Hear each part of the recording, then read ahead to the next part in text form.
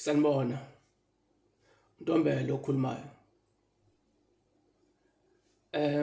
Kulobufazi banamhlanje ngicela ukusho ukuthi benzeke sengisini sokudala.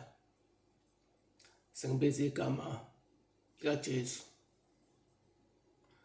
Kulobufakazi ngicela uNkulunkulu wayesangikhanyisela kona ukuthi eqinisweni lamagama abantu bashembe ababizwa ngawo akusikona ukuthi ingoba nje besuke bezisela kwenonile, kepha into abayiyona. Ngiyakhumbula ukuthi emva kokukhothama kwenkosi yamaNazaretha uthingo lenkosazana kwakhona lokho kuzibuza kubantu ukuthi bani-ke manje usezohlala esihlalweni, ngoba khona lokulinda nje.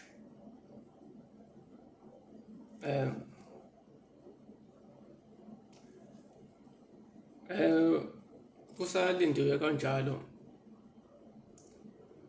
okwenzeka kumina kwenzeka ukuthi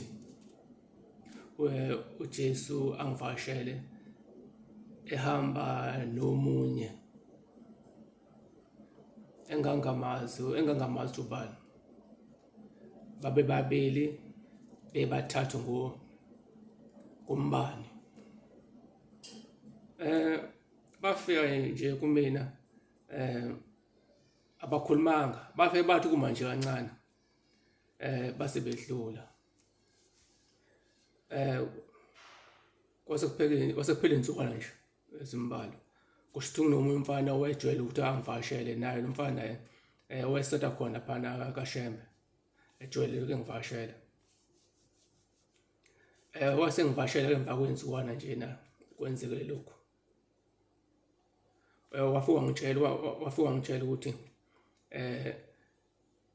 esikhundleni sothingo lenkosazana sekubeke indodana yalo unyazi lwezulu. Hayi, ngase ngikuzwa-ke lokho-ke.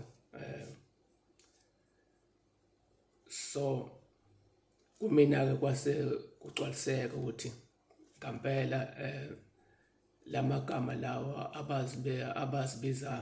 abazibiza ngawo, hhayi ngoba besuke bezisikela bona nje kwelinonile, kepha into abayiyona.